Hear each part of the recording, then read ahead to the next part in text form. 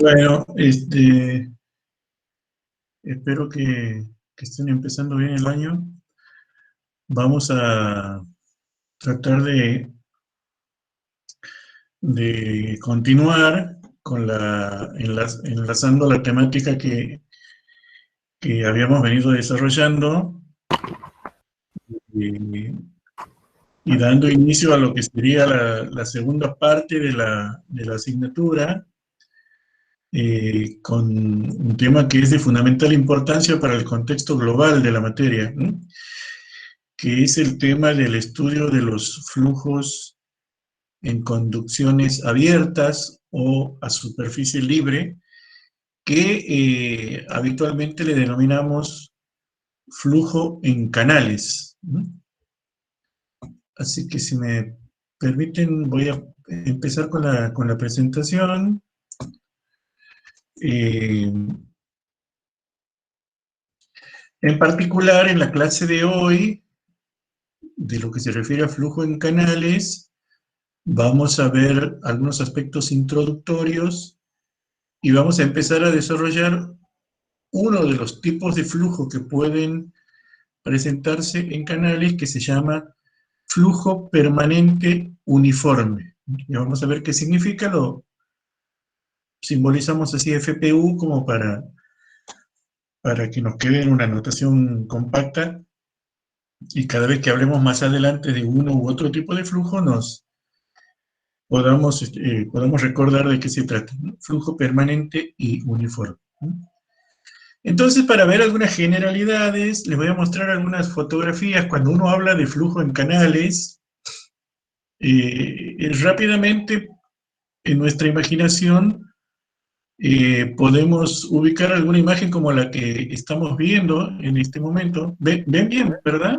¿Ven bien? Miguel, no está bien, hijo. Ah, a ver, un minutito, creo. No se ve nada, dije. A ver, un minutito. Creo que hay un problemita de mi parte en la configuración aquí. Aquí estamos.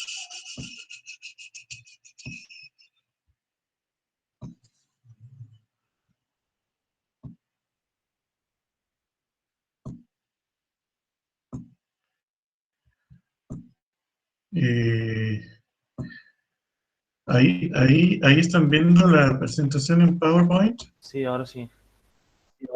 Ahí está en pantalla completa. Sí, ahora se ve. ¿Se ve bien?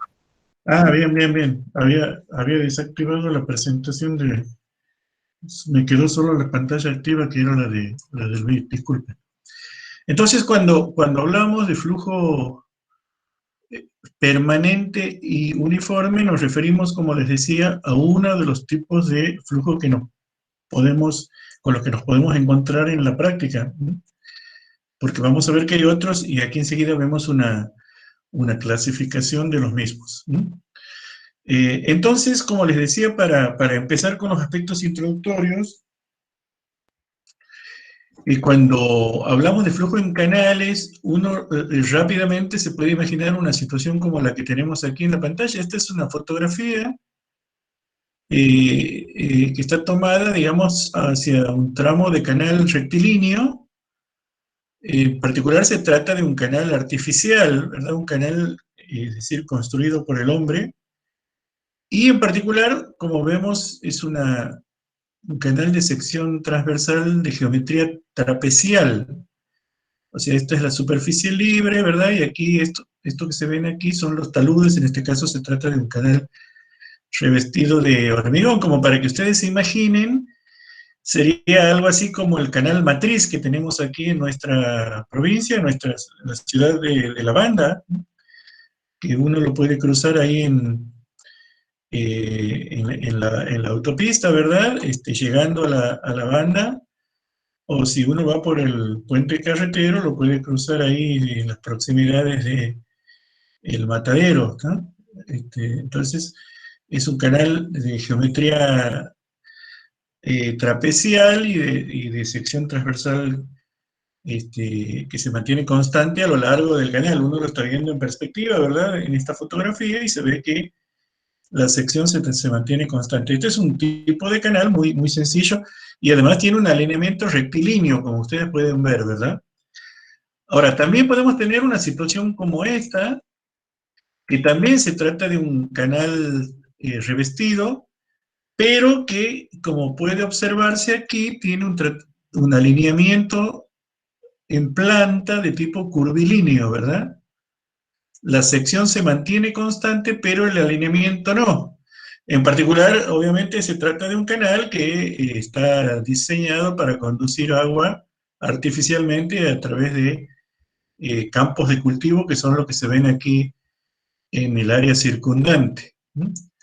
Inclusive aquí se ve una autopista, ¿verdad?, con automóviles y demás. Es una obra de ingeniería de unas características establecidas. Fíjense que aquí se ve como un puentecito, aquí al final donde tengo el cursor en este momento. Bueno, esto es un canal de sección transversal trapecial, también revestido, artificial, por supuesto, pero de alineamiento curvilíneo en planta.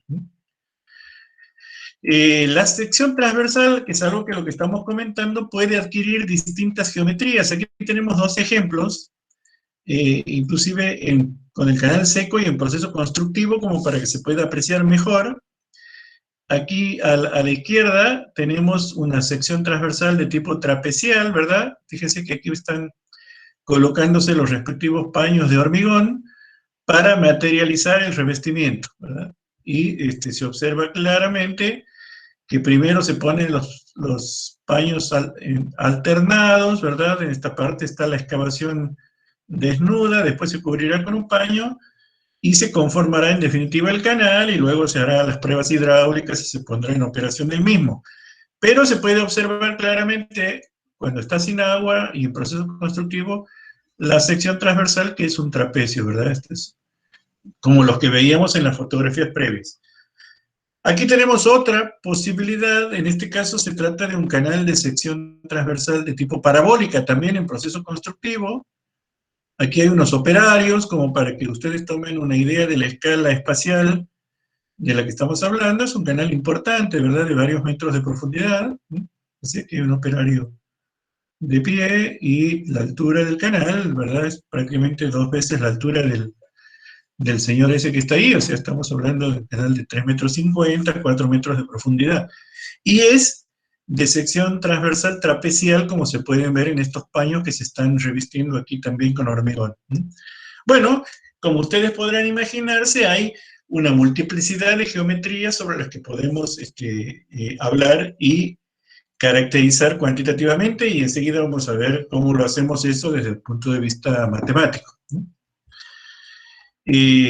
Ahora, en el otro extremo podemos tener también canales artificiales excavados por el hombre, pero sin revestir, únicamente excavados en tierra, que bueno, tienen por ahí la dificultad de que pueden sufrir procesos de erosión en la zona de los taludes, hay un crecimiento de la vegetación, y la sección transversal, aunque inicialmente se pueda construir con una geometría dada como la trapecial, a medida que el canal empieza a funcionar, comienzan a presentarse algunos procesos de erosión, de deposición, y la sección va adquiriendo una forma más bien irregular.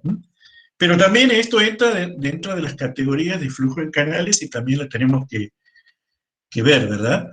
Aquí tenemos un puentecito peatonal que se utiliza, bueno, para circular y eventualmente para hacer mediciones. Aquí tenemos también algún tipo de elemento auxiliar. Está un poco inclinado porque probablemente como consecuencia de la erosión esto debería haber estado vertical, que es un dispositivo para medir la altura del agua en el canal mediante algún sensor de profundidad que vamos a ver enseguida o más adelante, ¿verdad?, cómo se operan, y ustedes cuando cursen hidrología también lo van a ver en detalle.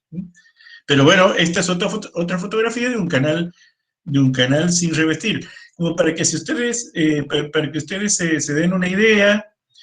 Si alguno es de la ciudad de La Banda o ha tenido la posibilidad de transitar por la ciudad de La Banda, hay un segmento de canal que está frente a la cancha del Club Central Argentino, para que ustedes se den una idea, una calle que se llama Julio Argentino Jerez en La Banda, y que era el antiguo balneario municipal. Bueno, es un canal que tiene las características parecidas a las que les estoy mostrando en esta fotografía. Es un canal excavado en tierra sin revestir, de geometría inicialmente trapezial, pero después se ha constituido en una geometría irregular. Y aquí, ¿qué tenemos? Tenemos una fotografía de un río natural, de un río, digamos, moldeado o esculpido por la naturaleza, que obviamente se asemeja bastante al último de los canales que habíamos visto, ¿verdad? Una sección irregular, digamos, con las márgenes con vegetación, ¿verdad? Y con el cauce conformado por material que localmente está disponible como consecuencia de las características geotécnicas del suelo a través del cual discurre este cauce natural. Esto también es un tipo especial de canal, ¿verdad? Un cauce natural. Como podrán ver, a medida que nos vamos alejando de las geometrías preestablecidas, seguramente el tratamiento matemático del escurrimiento en este tipo de sistemas va a ser cada vez más complicado, pero de ninguna manera es algo que no se puede hacer desde la perspectiva ingenieril y se lo puede caracterizar matemáticamente, como vamos a ver enseguida. Otro tramo de cauce natural, un río, imagínense ustedes como el río Dulce, de alineamiento de tipo meandriforme, ¿verdad? O sea, es un alineamiento curvilíneo. Esta es una fotografía tomada, una fotografía aérea, ¿verdad? Aquí hay, digamos, campos aparentemente de ganadería, parece que estos son animales que andan pastando por ahí. Aquí se ve un puente, ¿verdad? Que más o menos nos da una idea de la geometría de la sección transversal en este cruce, que es irregular. Fíjense ustedes, aquí se ven barras de sedimento sobre las márgenes, arbustos. Bueno, este también es un cauce, es un canal natural de geometría irregular. Y podemos tener también situaciones como esta, bien combinadas, ¿verdad? Se trata de un cauce, de un río natural, de tipo meandriforme, que viene de allá para acá, ¿verdad? Y sobre el cual se han realizado obras de captación lateral. Fíjense aquí una toma para un canal recto, aquí hay una toma desde el cual sale un canal también curvilíneo, y este tramo del río también ha sido canalizado, ha sido trabajado con obras de ingeniería para evitar que, como en esta zona que se ve aquí en el fondo, los procesos de erosión y sedimentación generen actividad de migración lateral que pueda afectar los campos estos de cultivo, que evidentemente son muy valiosos. Por lo tanto, se ha optado por hacer un proceso de canalización de este río natural aguas abajo, ¿verdad?, de estas tomas laterales. Bueno, todo esto son ejemplos reales, de la vida real, de flujo en canales, que es lo que vamos a estudiar en este capítulo. Entonces, para ir entrando ya en tema de la descripción y caracterización del flujo en canales, vamos a recordar lo que veíamos en los últimos temas que vimos en la primera parte de la materia, atinentes a flujo en tuberías. Aquí tenemos un segmento, un pedacito de una tubería, definido a través de dos secciones 1 y 2, donde el flujo escurre a presión, ¿verdad? El flujo escurre a presión, y obviamente las presiones en las secciones 1 y 2 son diferentes, y como consecuencia de esa diferencia de presiones que se genera el escurrimiento, ¿verdad? En este caso, que le vamos a llamar caso T, flujo en tuberías, y habíamos visto cómo se puede caracterizar eso para definir cómo se comporta ese segmento de tubería a través de las ecuaciones fundamentales de la hidráulica, ¿verdad? Que era la ecuación de conservación de la masa, que derivaba en la ecuación de continuidad en hidráulica, la ecuación de conservación de la cantidad de movimiento, que derivaba en lo que se llama la ecuación dinámica, o las ecuaciones de Euler o de Navier-Stokes, sea que hablemos de líquidos ideales o de líquidos reales, respectivamente. y la ecuación de conservación de la energía, que derivaba en lo que llamamos la ecuación de Bernoulli o teorema de Bernoulli, ¿verdad? Entonces, en este caso, que está recuadradito aquí en anaranjado, tenemos el tramo de tubería, sección 1, sección 2, la presión en la sección 1 es P1, la presión en la sección 2 es P2, ¿verdad? Y tenemos aquí el eje de la tubería, el diámetro aquí es de 1, aquí será de sub 2. Tenemos la caída de presión caracterizada a través de esta línea que se llama línea piezométrica, a donde llegan las cotas de altura de presión, ¿verdad? P1 sobre gamma más B1 más P2 sobre gamma, perdón, más P2 sobre gamma. P1 sobre gamma aquí y P2 sobre gamma aquí, ¿verdad? Y aquí tenemos la línea de energía que se define a través de las cotas de las alturas cinéticas, B1 cuadrado sobre 2G en esta sección, B2 al cuadrado sobre 2G en esta sección. De manera tal que si aplicamos la ecuación de Bernoulli, la suma total de la energía aquí va a ser Z1 más P1 sobre gamma más B1 cuadrado sobre 2G hasta este punto, y aquí va a ser Z2 más P2 sobre gamma más B2 al cuadrado sobre 2G más HF, donde HF es la pérdida de carga por fricción entre las secciones 1 y 2, donde esta HF se podía expresar a través de una ecuación que habíamos encontrado, ¿se acuerdan? Que es la ecuación de Darcy-Weisbach. La ecuación de Darcy-Weisbach que decía que HF es igual a F, que es un factor de fricción, por L sobre D, longitud de la tubería sobre el diámetro de la misma, por la altura de carga cinética media en el recorrido, ¿verdad? B1 cuadrado, B al cuadrado sobre 2G. Bueno, esto es lo que sería una representación de un segmento de tubería.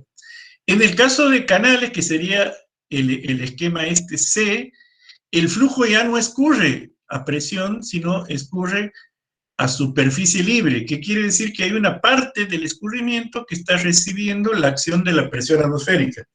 La parte superior del escurrimiento recibe la acción de la presión atmosférica, ¿verdad? Y se puede establecer un cierto paralelismo para caracterizar ese segmento de canal a través de la ecuación de Bernoulli, a través de la ecuación de la energía.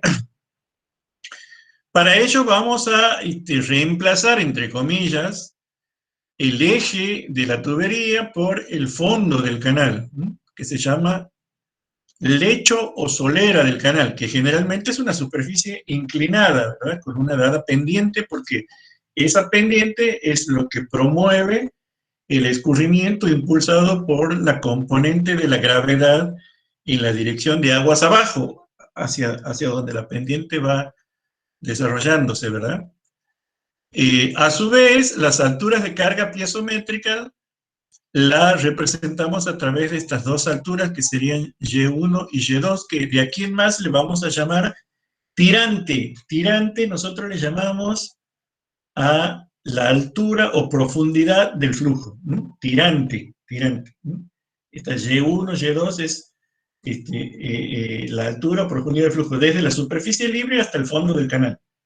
Esos son equivalentes, esas cantidades son equivalentes a las alturas piezométricas, ¿verdad? P1 sobre gamma y P2 sobre gamma. Con lo cual está subyacente ahí la ley hidrostática, ¿verdad? Que dice que la presión es igual a gamma por la altura, ¿verdad? Como la presión es igual a gamma por Y o gamma por H, ¿verdad? Bueno, la altura será la respectiva presión sobre gamma, donde gamma es el peso específico del fluido, ¿verdad? Y bueno, el resto es igual, la altura de carga cinética B1 cuadrado sobre 2G, B2 al cuadrado sobre 2G, lo que sería la línea piezométrica para nosotros de aquí en más se llama superficie libre del flujo. Superficie libre del flujo, que sería lo que se ve, perdón, lo que se ve aquí, ¿verdad? En este canal, lo que se ve aquí en la superficie es la superficie libre del flujo, que para nosotros es la piezométrica, ¿verdad? Bueno, entonces, definido de esta manera, un segmento de canal a través de la ecuación de Bernoulli, de aquí en más lo vamos a caracterizar mediante estas cantidades esenciales que acabamos de mencionar. Les vuelvo a repasar en este esquema para que no nos olvidemos. Imaginemos un segmento de tubería, tenemos una sección 1, una sección 2, por ese segmento de tubería fluye un caudal Q, y si el segmento ese tiene un diámetro D, ¿verdad? La velocidad media será Q sobre A. A es el área de la sección transversal, que es pi por diámetro cuadrado sobre 4, ¿verdad? Y la velocidad media B es caudal sobre el área de la sección transversal. Entonces, lo que teníamos aquí era la línea piezométrica y la línea de energía. En el caso de canales, ¿verdad? Tenemos que reemplazar el eje de la tubería por el lecho del canal y la línea piezométrica por la superficie libre del flujo. De manera tal que, bueno, la línea de energía se preserva, inmediatamente, ¿verdad? Podemos pasar a definir un canal de esta manera. La línea marrón oscura será la solera o lecho o fondo del canal, la línea celeste será la superficie libre del canal, y esta línea de roja de trazo y punto será la línea de energía. EGL significa Energy Grade Line, que es como lo van a encontrar, digamos, en los textos. Bien, ahí están definidos los elementos esenciales que vamos a usar de aquí en más. De esos elementos, los aspectos que resultan de mayor interés son S sub 0. S sub 0 le vamos a llamar a la pendiente del fondo del canal. S vamos a usar de aquí en más para simbolizar pendiente, adhiriendo un poco a la nomenclatura de los textos de origen americano e inglés, donde pendiente significa slope, por eso usamos la letra S. Con el subíndice 0 nos indica la pendiente de fondo del canal. S sub W es la pendiente de la superficie libre del flujo. Y la W viene porque sería la pendiente de la superficie del agua, la W es water, ¿verdad? Pendiente de la superficie libre del flujo. Mientras que S sub F es la pendiente de la línea de energía, ¿no? O la pendiente de fricción. La pendiente de la línea de energía o la pendiente de fricción. Esas tres pendientes son las cantidades esenciales que vamos a utilizar para caracterizar el movimiento en los canales.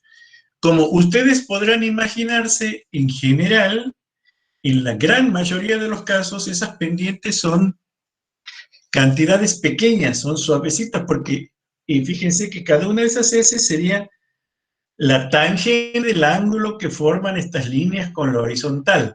Generalmente esas pendientes son suavecitas y ese ángulo con la horizontal es bien pequeñito. Por lo tanto, esas pendientes son números relativamente pequeños, bien menores a 1, bastante menores a 1. Y en algunos casos pueden ser más o menos iguales entre sí. En la naturaleza, por lo general, no son iguales entre sí ninguna de las tres S, ni S sub 0, ni S sub W, ni S sub F. Pero en el caso de canales artificiales, se tienden a ser iguales entre sí, por lo tanto tienden a ser paralelas esas tres líneas, cuando estamos hablando de lo que se llama flujo uniforme, que vamos a ver cómo definimos esa clasificación. Otra de las hipótesis que vamos a utilizar, y a no ser que no la especifiquemos, la vamos a considerar como válida, se refiere al hecho de que en la columna de agua, en un canal, la presión se distribuye respetando la ley hidrostática, que habíamos visto que se cumple cuando el líquido está en reposo. Aquí el líquido está en movimiento, pero esa ley también se cumple en la mayoría de los casos. Vale decir que la distribución de la presión varía linealmente con la profundidad. La distribución de la presión varía linealmente con la profundidad. Respecto a las alturas, profundidades de flujo o tirantes, nosotros le vamos a llamar en algunos casos con la letra H, que es como se utiliza mucho en Sudamérica, pero también van a encontrar, sobre todo en uno de los textos fundamentales que se utilizan para estudiar este tema, que es el libro de hidráulica de canales de Bente Chou, que se utiliza la letra Y. Aquí estamos usando la letra Y como una altura parcial sobre el fondo, pero en muchos casos se utiliza la letra Y también para representar el tirante o la profundidad del flujo, ¿no? Por eso tanto H como Y lo vamos a usar muchas veces de manera indistinta para tener presente que cuando ustedes estudien el libro de Bente Chou no se confundan. H y Y para nosotros van a ser usados de manera indistinta. En canales podemos tener distintos tipos de flujos. ¿Se acuerdan cuando habíamos visto cinemática de fluidos? Habíamos visto que existen distintas maneras de clasificar el flujo, ¿verdad?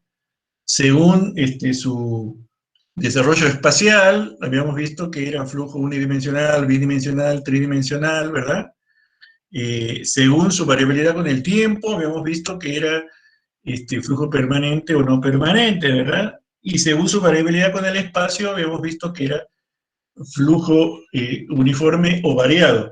Bueno, en el caso de canales, obviamente el flujo es, en general, desde el punto de vista detallado o desde el punto de vista fino, siempre los flujos son tridimensionales, eso también ya lo habíamos mencionado. Pero en el caso de los canales, el flujo es dominantemente unidimensional, ¿verdad?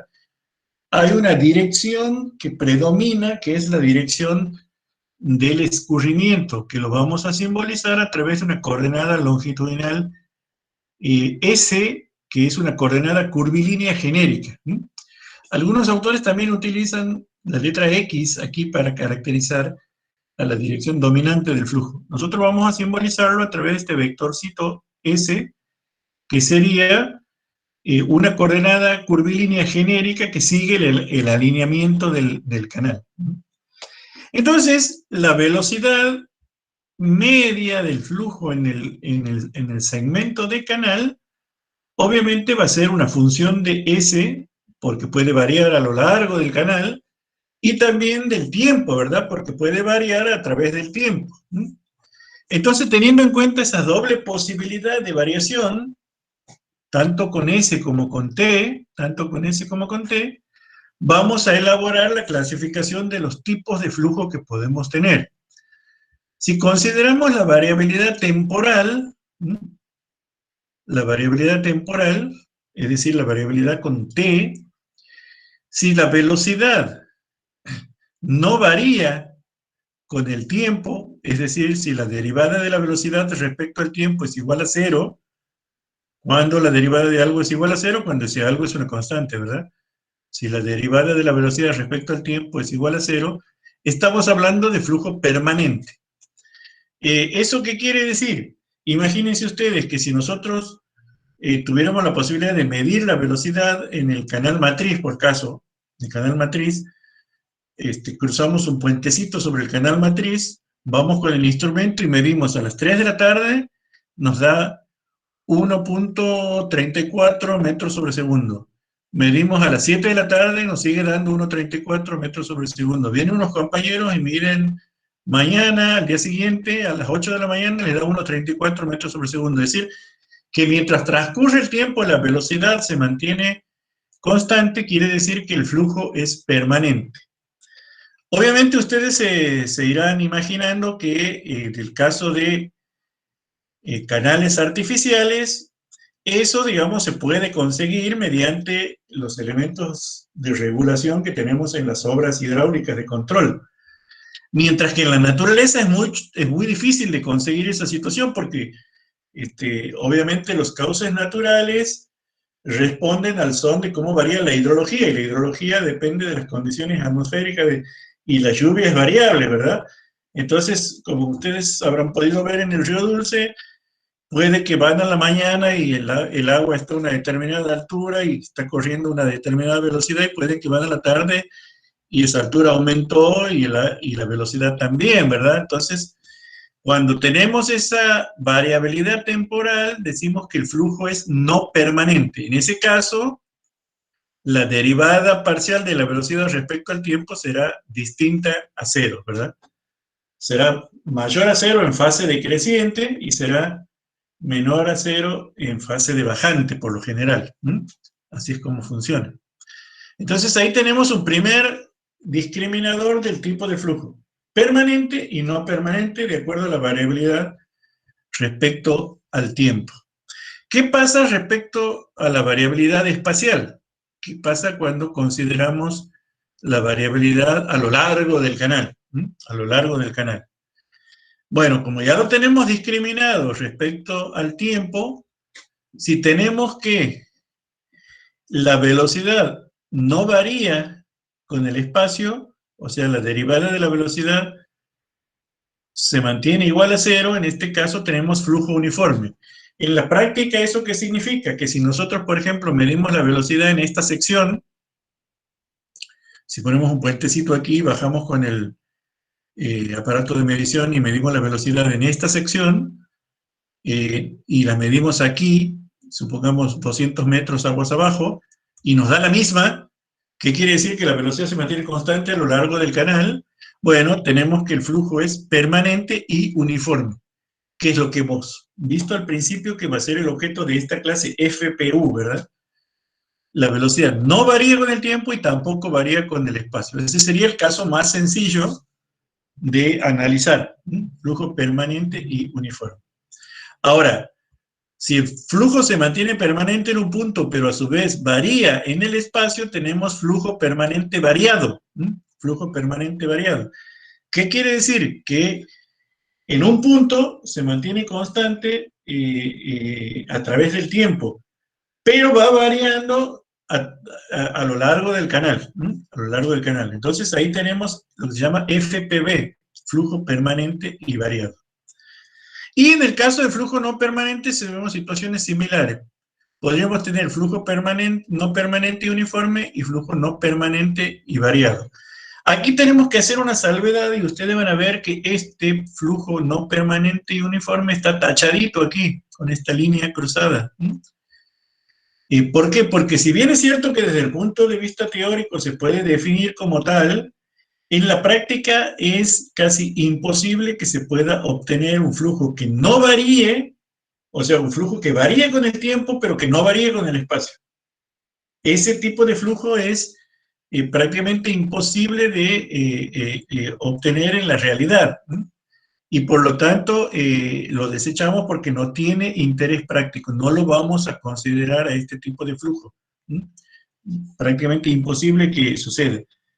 Algunos autores que sostienen que se puede conseguir desarrollar con experimentos en un laboratorio hidráulico muy cuidadosos y muy controlados, pero bueno, no tiene sentido práctico porque en la naturaleza no se presenta.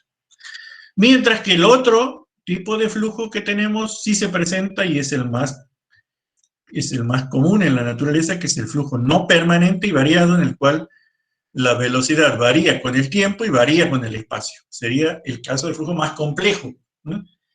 El permanente y uniforme es el tipo más simple y el no permanente y variado es el más complejo. O sea que, en definitiva, en canales tenemos tres tipos de movimiento que tenemos que estudiar: flujo permanente y uniforme, flujo permanente variado y flujo no permanente variado. Esos tres. Hay una subclasificación última que consiste en analizar, para el caso de los flujos variados, si se desarrolla esa variabilidad de manera ostensible en un tramo corto del canal o si se desarrolla en un tramo muy largo. Entonces, si se desarrolla en un tramo muy largo, decimos que es gradualmente variado. y si se desarrolla en un tramo muy corto, decimos que es rápidamente variado. Esto también lo vamos a estudiar sobre el final del análisis de hidráulica de canales, y para los dos casos se aplica, tanto para flujo permanente como para flujo no permanente. Esa es la última desagregación que vamos a considerar. Entonces, hecha esta clasificación, vamos a ahondar un poquito más en el tipo más sencillo, que es el FPU, flujo permanente y uniforme. En este caso, lo que tenemos es que tanto el tirante como la velocidad se mantienen constante a lo largo del canal. Y al mantenerse constante a lo largo del canal, la pendiente del fondo S0, es igual a la pendiente de la superficie libre S sub W, y esta a su vez es igual a la pendiente de la línea de energía, que aquí no está dibujada, S sub F. ¿Cuándo se presenta este tipo de flujo? Bueno, se presenta en zonas donde no hay obras o donde no hay interferencias en un canal artificial. Aquí tenemos dos ejemplos, ¿verdad? Fíjense que tenemos un canal con un pequeño salto vertical y otro tramo de canal que continúa. Entonces, el tramo de aproximación fluye con flujo permanente y uniforme hasta un punto en el cual el flujo se empieza a, entre comillas, a noticiar de la presencia de esta caída, y el nivel de la superficie libre comienza a deprimirse, ¿verdad? Para acelerarse el flujo y lanzarse sobre la caída, como si fuera una cascada, ¿verdad? En este caso, este pedacito que está aquí va a ser flujo gradualmente variado, este pedacito que está aquí. Y en la zona donde se produce la caída, bueno, ahí hay una variabilidad muy fuerte. En un tramo corto tenemos un flujo rápidamente variado, luego tenemos un gradualmente variado hasta que se logra estabilizar y continúa con flujo permanente y uniforme. Este es un ejemplo de una caída. Aquí abajo tenemos el ejemplo de una compuerta de fondo, y un vertedero, y aguas abajo un cambio de pendiente, o sea, es una situación un poquito más complicada. Bueno, aquí tenemos varios segmentos que van experimentando distintos tipos de flujo. Flujo gradualmente variado es un tramo en el cual el agua pasa por debajo de la compuerta hasta que se estabiliza y constituye un segmento de flujo permanente y uniforme. Como abajo se encuentra con este vertedero, se produce un resalto hidráulico aquí, que es un flujo rápidamente variado, ¿verdad? Un tramo de flujo uniforme hasta cargar el vertedero, flujo rápidamente variado, gradualmente variado, rápidamente variado, y finalmente sale con flujo uniforme. Ejemplos como estos van a ver muchos en la práctica cuando resuelvan ejercicios y avancemos con el estudio de los distintos temas. El otro punto que interesa, y que ya lo habíamos mencionado al comienzo de la clase cuando veíamos las fotografías, es el que se refiere a las geometrías de las secciones transversales de los canales. Las mismas, como les decía, pueden ser múltiples y variadas. En todos los casos estamos ante un problema geométrico, no es un problema hidráulico, sino es un problema geométrico. ¿Qué significa caracterizar esas geometrías asimilándolas a figuras conocidas?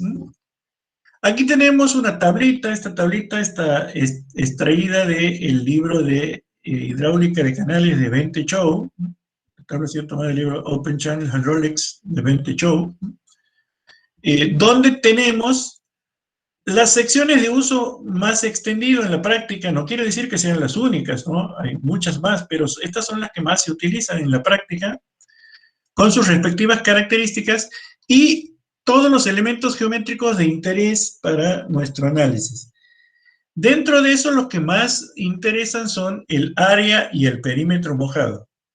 El área de la sección transversal es el área de la figura que se define cortando el canal a través.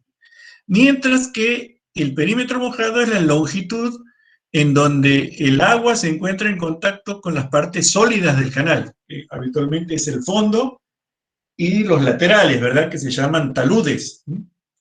Eso es lo que se llama el perímetro mojado y tiene un interés práctico porque ahí es donde el agua desarrolla la fricción, la masa de agua desarrolla la fricción con las paredes sólidas del canal y por lo tanto si esas paredes son lisas o rugosas van a producir mayor o menor resistencia a que se mueva esa masa de agua, ¿verdad? Lo que se llama resistencia al flujo. Por eso estas dos cantidades son las más importantes, el área y el perímetro mojado. A partir de ella se define una cantidad subsidiaria, pero que es de singular importancia, muy importante en hidráulica de canales, que se denomina radio hidráulico y es el cociente entre ambas cantidades, es el cociente entre el área y el perímetro mojado. Cuando vimos la demostración de la ecuación de Euler para tubos de corriente ya habíamos introducido el concepto de radio hidráulico, pero lo recordamos aquí porque aquí es donde realmente tiene muchísima importancia. El A sobre P es lo que llamamos el radio hidráulico. Y hay dos cantidades adicionales que hemos incluido en esta tabla, que son el ancho superficial, es el ancho de la superficie libre del canal, o sea, la parte del flujo que está recibiendo el efecto de, o la acción de la presión atmosférica, la que está en contacto con la atmósfera. Ese es el ancho superficial que lo simbolizamos con la letra T mayúscula. Y aparece aquí otra cantidad que es lo que se llama el tirante hidráulico o tirante medio, que justamente es el cociente entre el área y el ancho superficial. Este D que aparece aquí, este D, es simplemente A sobre T. Es el área sobre el ancho superficial. Y aquí están las expresiones de las fórmulas para todo este tipo de geometrías que habitualmente se presentan en la práctica. Como hemos visto al principio y como seguramente vamos a ver a lo largo del curso, la que más se usa es la geometría de tipo trapecial. La geometría de tipo trapecial, ¿verdad? Donde si le llamamos Z a la inclinación de los taludes, que esto quiere decir Z unidades horizontales por cada una unidad vertical en cuanto a la inclinación de los taludes, vamos a ver que el área es B más Z por Y, es el área de un trapecio. El perímetro mojado sería el ancho de solera B más 2 veces los laterales, que serían la raíz cuadrada de 1 más Z cuadrado por Y. El radio hidráulico es el cociente, el ancho superficial es B más la suma de los catetos de estos dos triangulitos rectángulos que quedan aquí en los laterales, ¿verdad? Bueno, y el tirante hidráulico es el cociente entre el área y T. Bueno, tanto la sección rectangular que aparece aquí como la sección triangular son casos particulares de la sección trapecial, ¿verdad? La sección rectangular es un caso particular de la sección trapecial cuando Z es igual a 0, cuando los taludes están verticales, ¿verdad? O sea, la inclinación es 0, ¿verdad? Respecto a la vertical. La sección rectangular es un caso particular de la trapecial cuando los taludes se hacen muy empinados y se hacen verticales. Mientras que la sección triangular es un caso particular de la trapecial cuando el ancho de fondo tiende a 0. Cuando el ancho de fondo se hace 0, el trapecio se convierte en un triángulo. Y después tenemos la sección circular parcialmente llena, a diferencia de lo que veíamos cuando estudiábamos tuberías, en este caso es la sección circular parcialmente llena, ¿verdad? El agua llega únicamente a una fracción del diámetro, ¿verdad? Y es menor que el diámetro. Mientras que tenemos aquí sección parabólica, que es una que se acuerdan que habíamos visto una fotito de cómo la estaban armando ahí al comienzo de la clase. Tenemos una sección rectangular con esquinas redondeadas y tenemos aquí una sección trapecial con el fondo redondeado que también se llama sección tolva. Bueno, hay muchísimas otras que se pueden resolver mediante como les decía, asimilación total o parcial de la forma a figuras de geometría conocida. Así que tablas como esta van a encontrar en muchos libros de hidráulica, en este caso es una extractada del 20 Chau, y si nuestra sección, la que estamos analizando, no figura aquí, la podemos resolver mediante una manipulación geométrica, es decir, componiendo con formas conocidas. Generalmente la mayoría de las secciones se pueden componer mediante franjitas de tipo trapecial, ¿verdad? Con mayor o menor aproximación.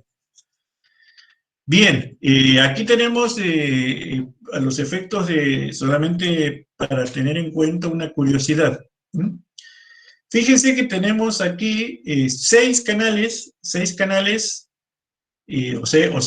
o mejor dicho, 6 secciones transversales de canal de diversa geometría.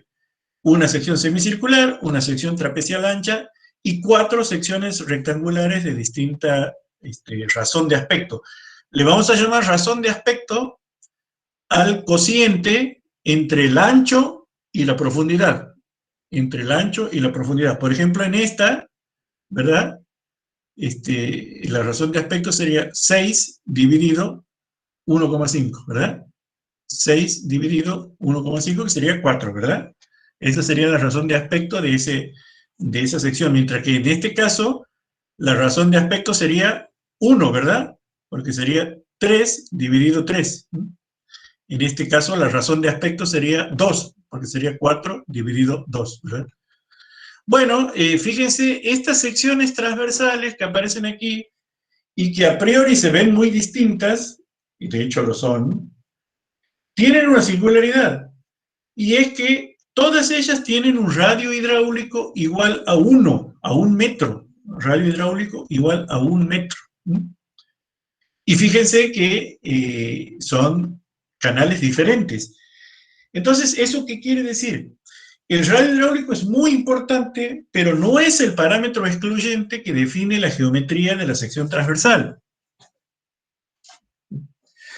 El radio hidráulico es muy importante, pero no es el factor excluyente que define la geometría de la sección transversal. Por eso también es importante las otras cantidades que aparecen ahí, ¿verdad? En particular el ancho D, ¿verdad?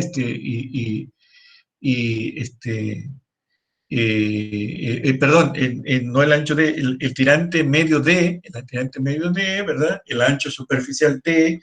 Bueno, todas esas cantidades son importantes. Y la que le acabo de mencionar, la razón de aspecto, ¿verdad? Que sería T sobre Y o T sobre H. Entonces, el de abajo, por ejemplo, el de abajo es un canal muy ancho y sin embargo tiene un radio hidráulico igual a 1 metro. Mientras que este es un canal muy estrecho, es muy estrecho y también tiene un radio hidráulico igual a 1 metro. O sea, el radio hidráulico es muy importante, pero no es el elemento fundamental que define por sí solo la geometría del canal. Otro punto que nos interesa al estudiar canales es lo que se refiere ya a la cinemática del movimiento o a la estructura cinemática del flujo, es decir, cómo se distribuye la velocidad en la sección transversal del canal.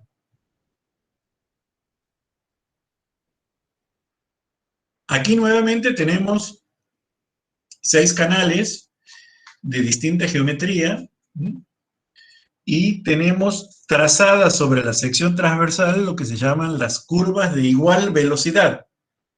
Esto lo van a encontrar en los libros como curvas.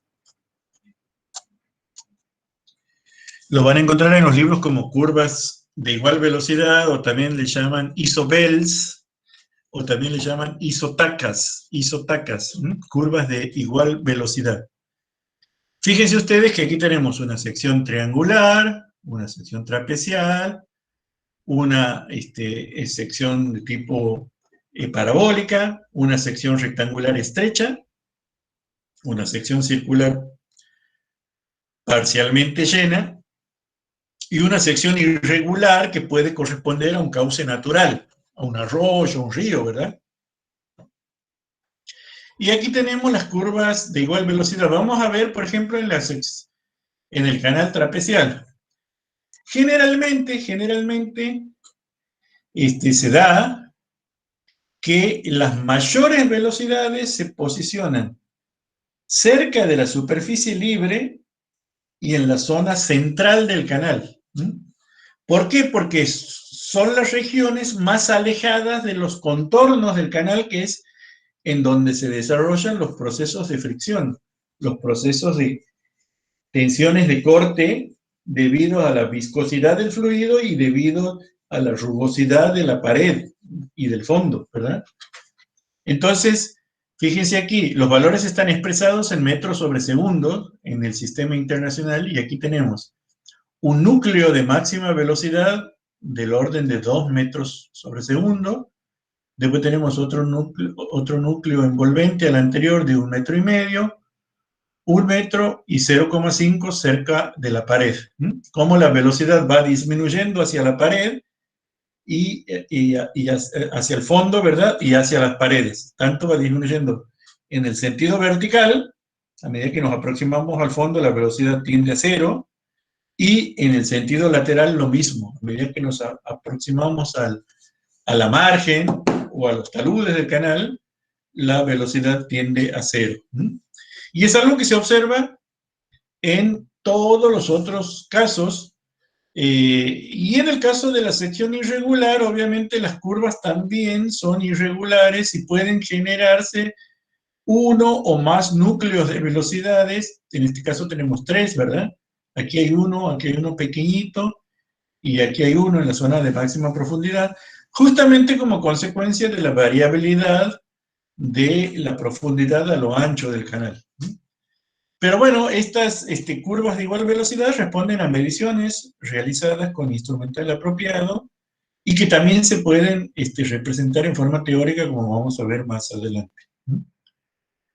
Fíjense que aquí está un esquema de lo que sería en el caso de la sección trapecial, la que hemos visto antes, esta, ¿verdad? Más detallada. Y en el caso de una sección irregular tenemos, por ejemplo, en un tramo recto, en un tramo más o menos rectilíneo de un río o de un arroyo, las curvas de igual velocidad guardan una cierta simetría central respecto al núcleo de mayor velocidad que se posiciona en la zona central del cauce y cerca de la superficie libre. Y en las zonas de las curvas, por ejemplo, en estos cauces de tipo meandriformes, como lo que veíamos, ¿verdad?, en las fotografías del inicio. Bueno, generalmente las curvas o los núcleos de mayor velocidad se sitúan cerca de la zona exterior a las curvas, de las que se llaman las batientes cóncavas de los meandros, y están desplazadas hacia ese sector, como en este caso, porque también la profundidad va aumentando hacia la zona externa de las curvas como consecuencia de una configuración helicoidal de los filetes líquidos en ese tipo de cauces. Siempre hablamos del flujo dominante en el sentido del escurrimiento, pero también no debemos perder de vista que existen corrientes secundarias en los canales. Nosotros en la mayor parte de los cálculos macroscópicos vamos a hacer abstracción de esa existencia de las corrientes secundarias, pero no tenemos que olvidarnos que existen y que son responsables de muchos efectos que se observan en cuanto a la redistribución lateral de cantidad de movimiento y demás. Entonces, existen zonas, obviamente, donde, si consideramos elementos infinitesimales de fluido, la forma en la que trabaja, ¿verdad?, la tensión de corte como consecuencia de la acción de esas corrientes secundarias, define un poco la mecánica del flujo, y esto es objeto de estudio permanente para terminar de caracterizar adecuadamente de qué manera, por ejemplo, la razón de aspecto del canal influye sobre el desarrollo de esas corrientes secundarias, inclusive en los tramos rectos de los canales. Ni que hablar si el canal tiene un alineamiento curvo en planta. Nosotros en este curso, que es un curso introductorio, nos vamos a focalizar en la dirección dominante del escurrimiento, pero no debemos perder de vista de que existen estas situaciones. Fíjense ustedes que aquí tenemos mediciones en cauces naturales que dan cuenta justamente de la existencia de de esas corrientes secundarias, ¿no? Son, por un lado, las líneas son las curvas de igual velocidad de la componente longitudinal de la velocidad, y estos vectorcitos representan en magnitud las componentes del flujo secundario, ¿no?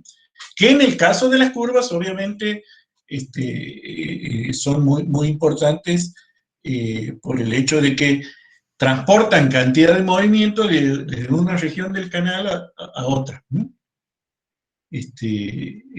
Aquí está un poco la relación de escalas. Estos son secciones transversales de un cauce natural que están deformadas por 10, ¿no?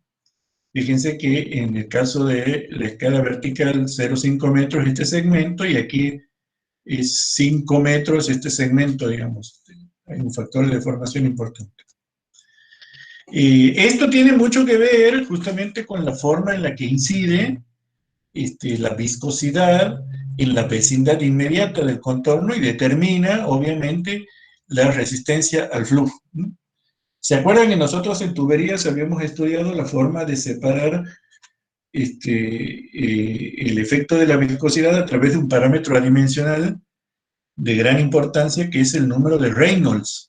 El número de Reynolds era el parámetro que nos permitía caracterizar la importancia relativa de la viscosidad, definiendo lo que se llama, por un lado, flujo laminar, que corresponde a valores bajos del número de Reynolds, en el caso de tuberías circulares menores a 2000, y para valores altos del número de Reynolds teníamos flujo turbulento. En el caso de tuberías circulares mayores a 4000. En el medio, entre 2000 y 4000, en el caso de tuberías circulares, tenemos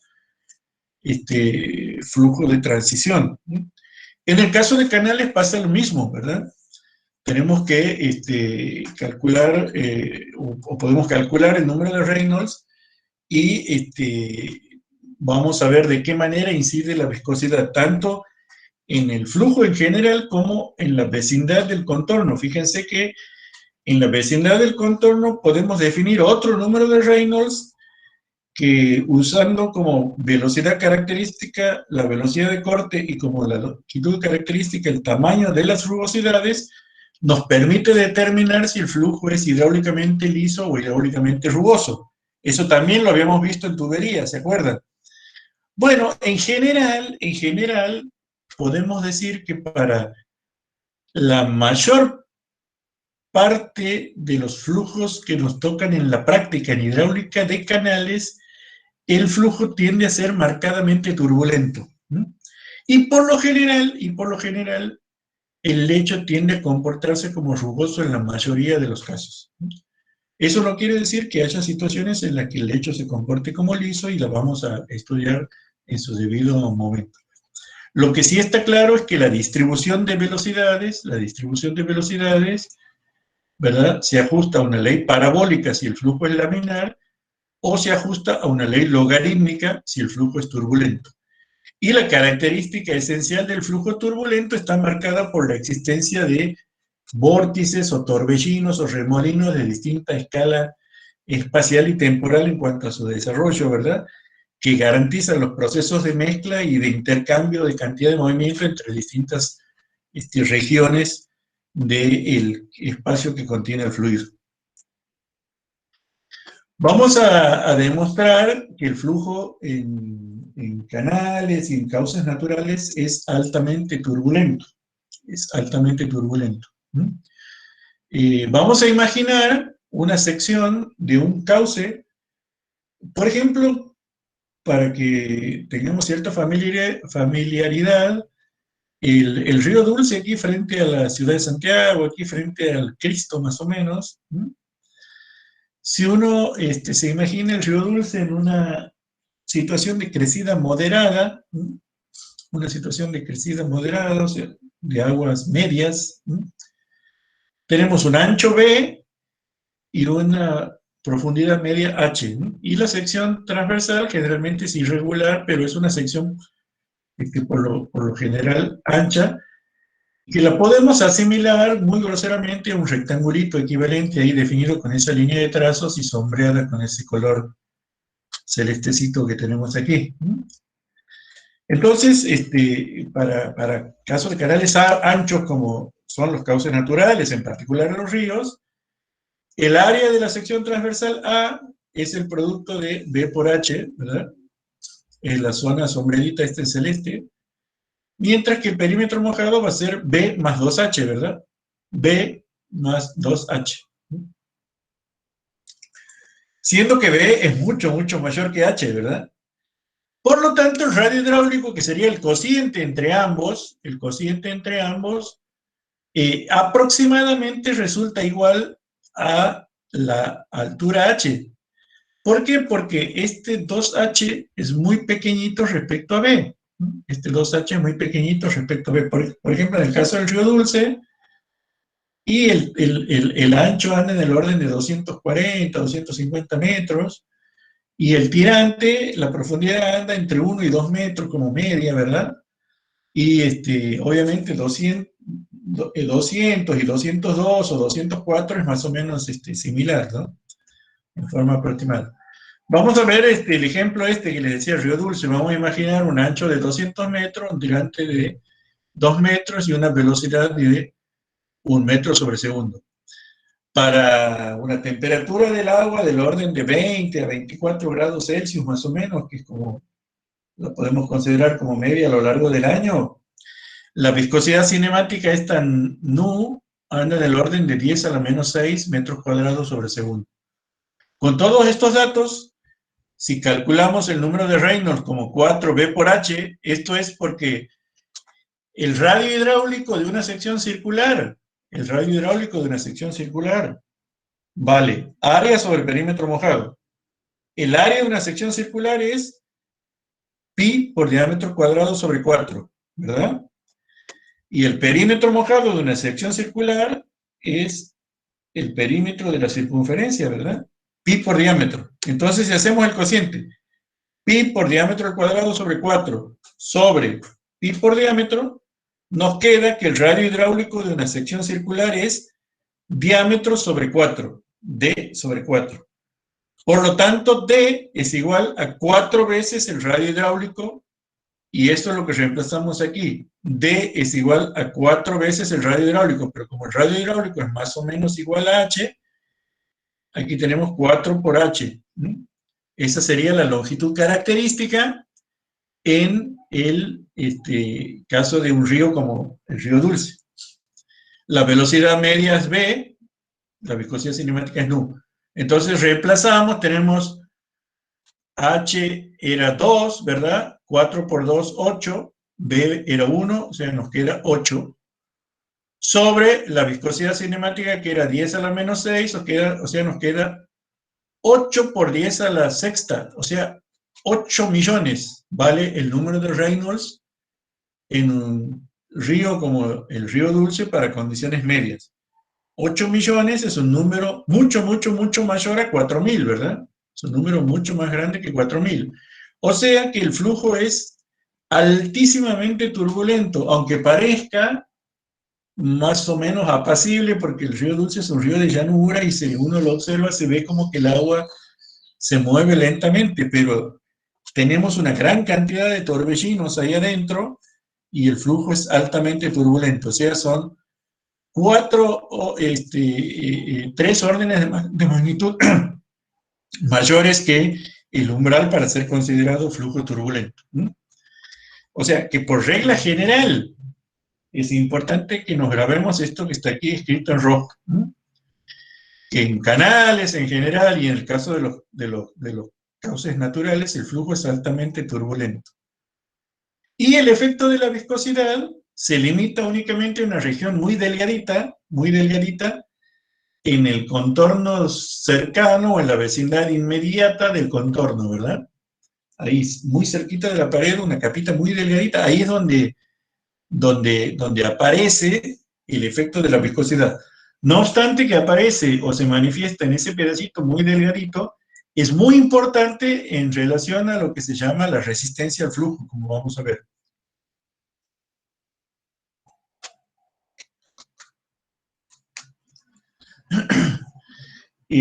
¿Por qué pasa eso? Justamente por el efecto de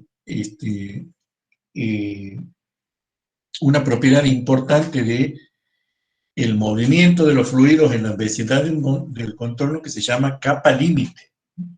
Se llama capa límite. Para refrescar un poquito este concepto, vamos a considerar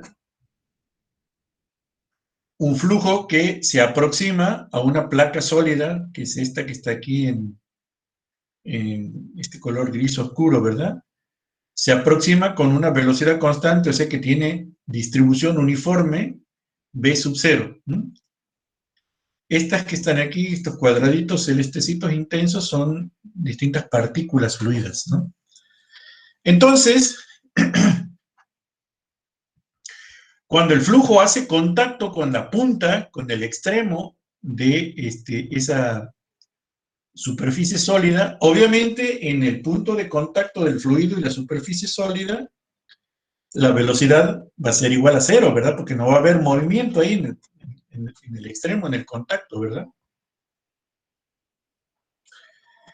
Y a medida que nos movemos hacia aguas abajo, la velocidad va progresivamente aumentando, ¿verdad?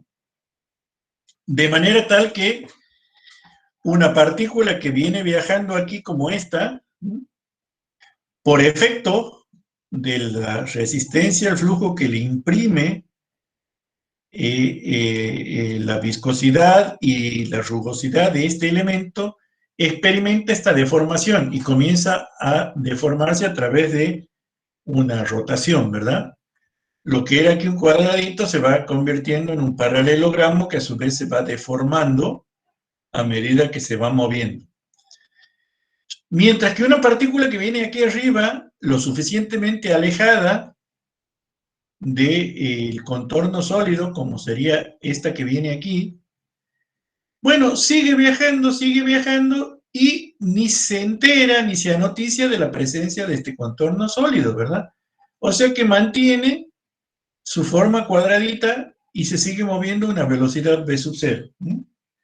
Entonces va a existir una línea imaginaria, que sería esta que está aquí, que es la que separa las zonas en las que el flujo se entera de la presencia de la superficie sólida y aquel que no se anoticia de la presencia de la superficie sólida.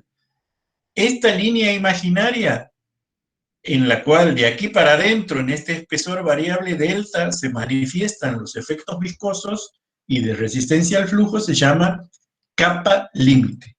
Se llama capa límite. Y la misma puede ser laminar, ¿verdad? Donde la velocidad es pequeña, pero a medida que se va acelerando, fíjense que esa partícula se va deformando hasta que empieza a rotar y a, entre comillas, a arrugarse, ¿verdad? Empieza, digamos, a deformarse completamente por efecto de la presencia de torbellinos y puede llegar a adquirir una forma completamente irregular, justamente como consecuencia del proceso de mezcla que le imprimen esos torbellinos y el intercambio de cantidad de movimiento a medida que empieza a interactuar con partículas vecinas, ¿verdad? Por lo tanto, a partir de un determinado punto también se desarrolla una capa límite que se llama turbulenta. Entonces, esta línea negra gruesa imaginaria que aparece aquí de espesor delta es lo que se llama la capa límite, que se divide en una laminar y en una turbulenta. No está muy clara esta división, ¿no? Por lo general hay una zonita de transición. Aquí está como si fuera una división clara, no es tan clara, en donde las partículas ya empiezan primero a deformarse como consecuencia de la aceleración y después ya rotan completamente y empiezan a intercambiar cantidad de movimiento con las otras y empiezan a mezclarse, y ahí es donde comienza a desarrollarse esa capa límite turbulenta. Obviamente que la distribución de velocidades dentro de la capa límite laminar sigue una ley parabólica, mientras que la distribución de velocidades dentro de la capa límite turbulenta sigue una ley logarítmica. Laminar parabólica, turbulenta logarítmica.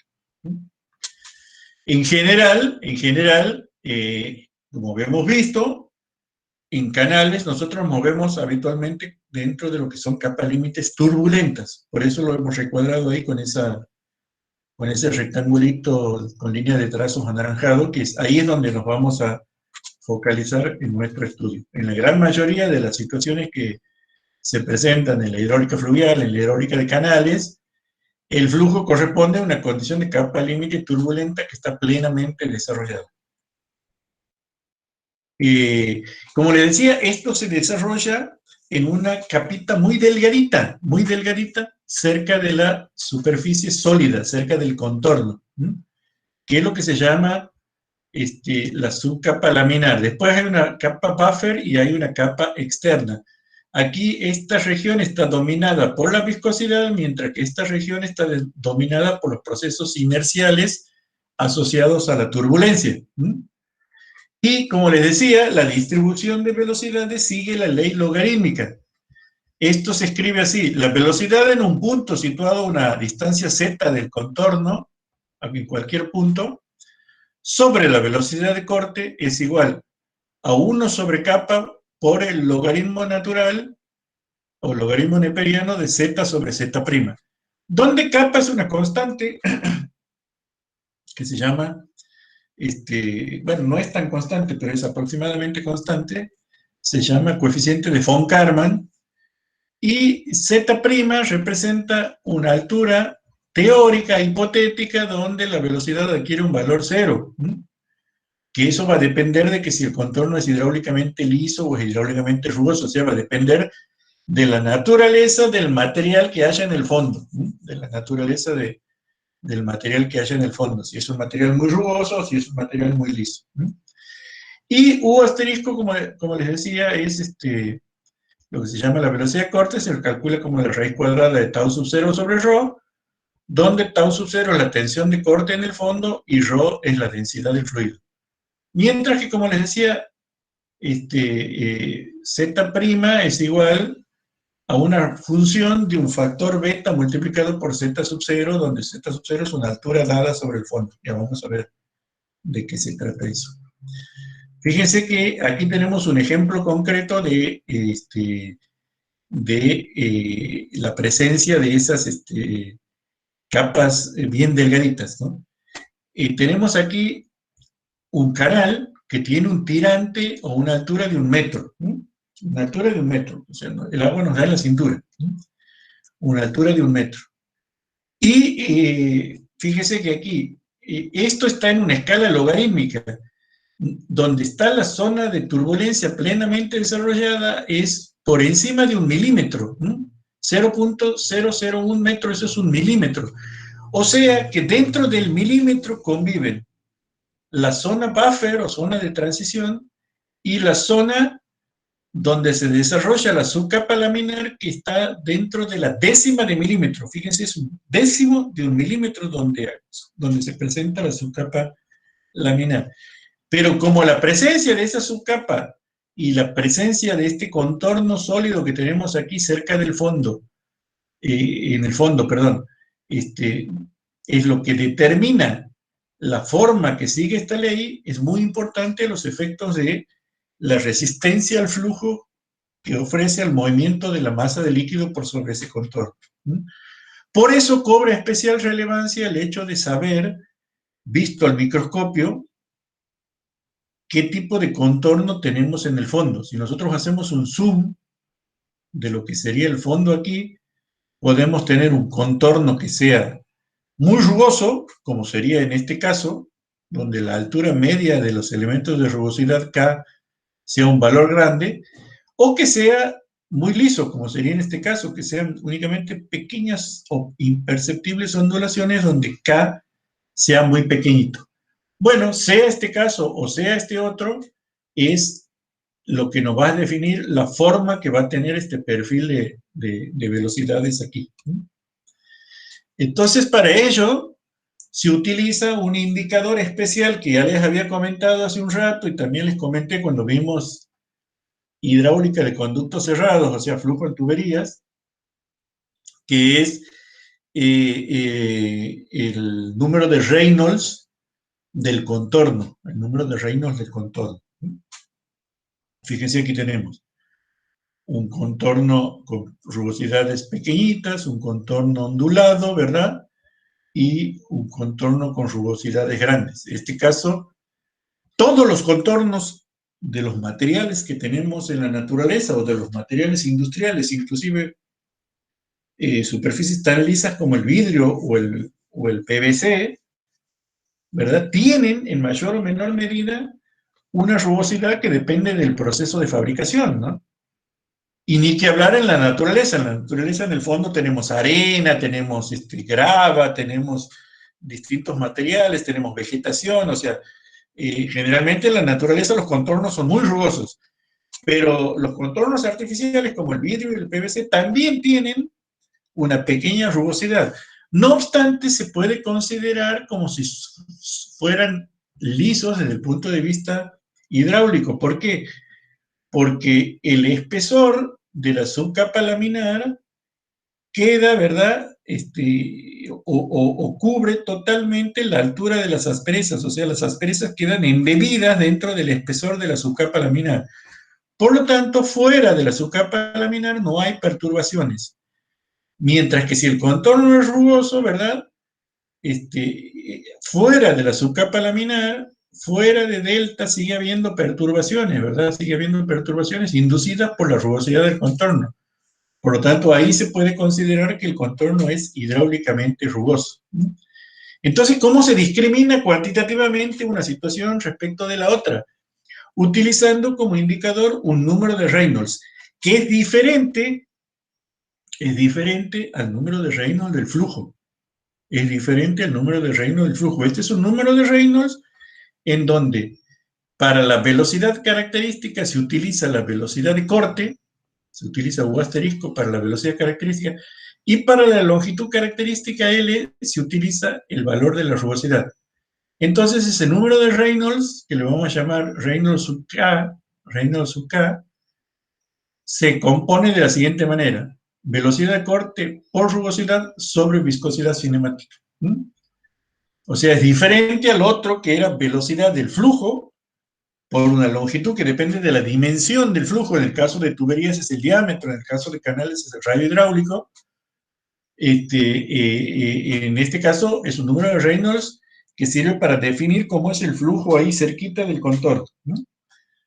Bueno, según investigaciones que se han hecho en laboratorios llevadas a cabo a comienzos del siglo XX por el grupo de investigadores del profesor Prantl en Alemania, que lo tenía como colaboradores tanto a von Karman como a Nikuradze, encontraron que toda vez que este número de Reynolds sea menor o igual a 5, los contornos se comportan como si fueran hidráulicamente lisos. Mientras que si ese número de Reynolds es mayor o igual a 70, se comportan como hidráulicamente rugosos. Y en el medio tenemos una zona de transición, como siempre. En mecánica de fluido las cosas no saltan de una condición a otra sin pasar por un proceso de transición.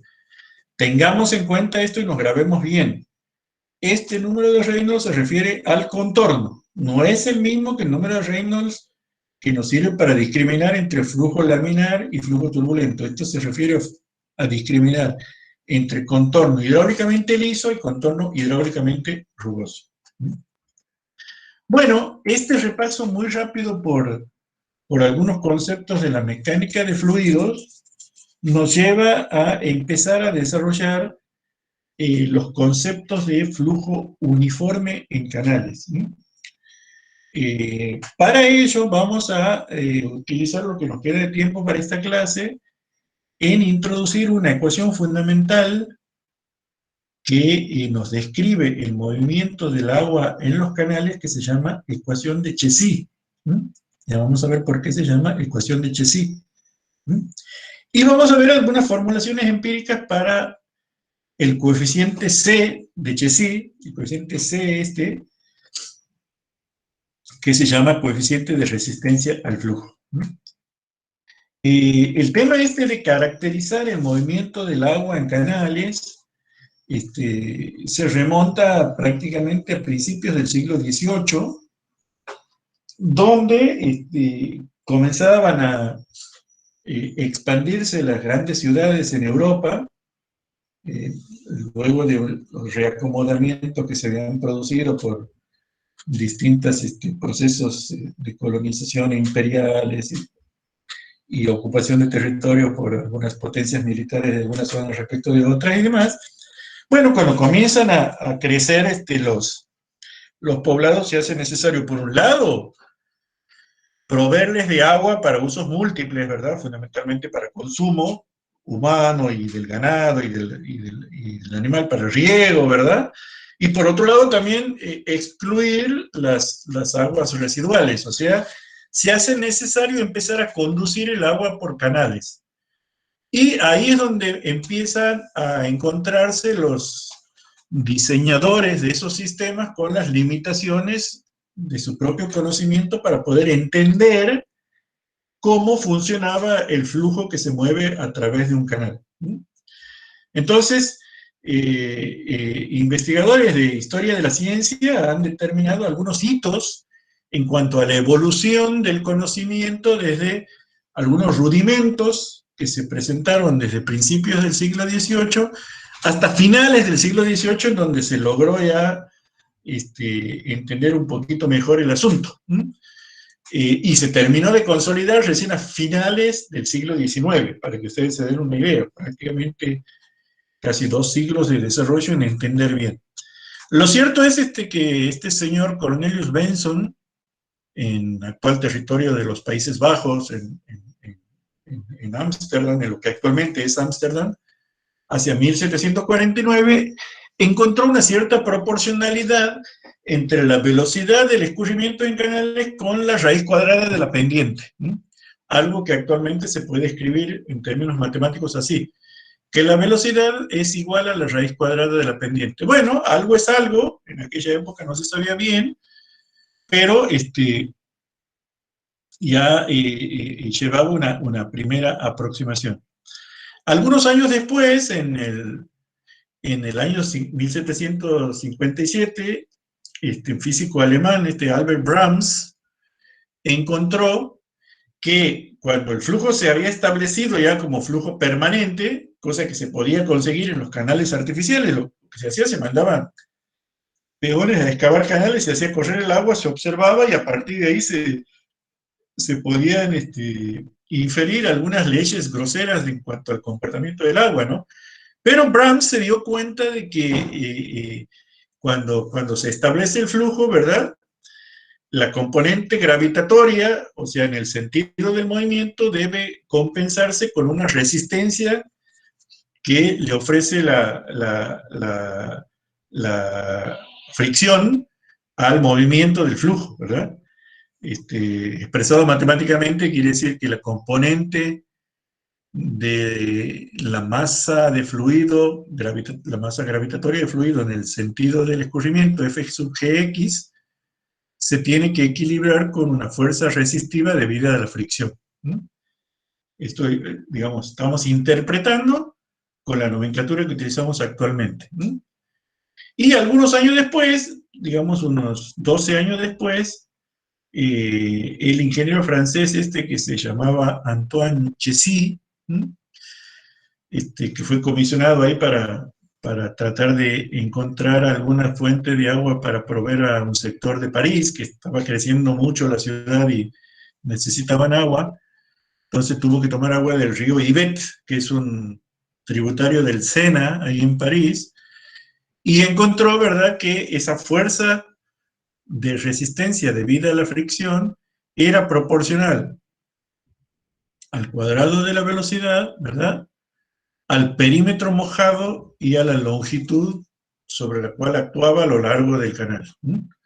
Entonces, estos 3 hallazgos configuran, ¿verdad?, una situación en la que estos señores ya se habían dado cuenta más o menos cómo era la cosa, pero no tenían el manejo matemático que les permitiera establecer una fórmula compacta y confiable para poder caracterizar el movimiento. Entonces, a posteriori, hacia el siglo XIX, bueno, cuando se empezaron a publicar algunos textos de hidráulica y demás, ya se pudo, a partir de estos rudimentos, ya se pudo establecer la ley general que rige el flujo de canales cuando el mismo es permanente y uniforme. Para ello vamos a considerar un esquema conceptual que está aquí, que sería un pedacito de canal de longitud delta de L.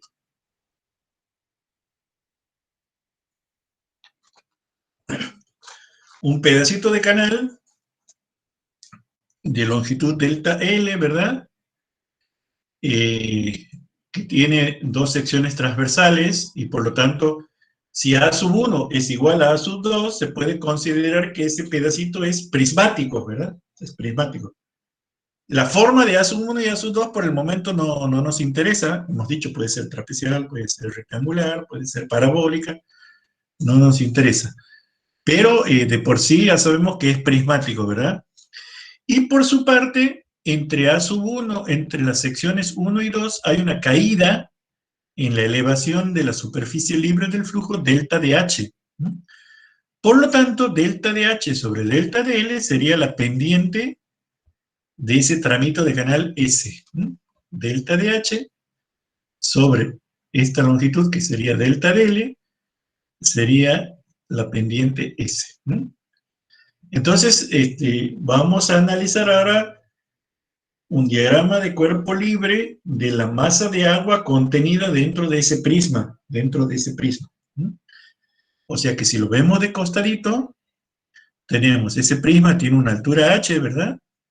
Una pendiente longitudinal s, que sería la tangente de este ángulo phi que forma el fondo con la horizontal. Vamos a llamarle x a esta coordenada longitudinal. Y si consideramos la sección transversal, vamos a ver que la misma tiene un área A, un perímetro mojado P, un ancho superficial T y una profundidad H, donde el radio hidráulico es el cociente entre el área de la sección transversal y el perímetro mojado. En este esquema están definidas todas las propiedades geométricas de ese prismita de canal que estamos considerando.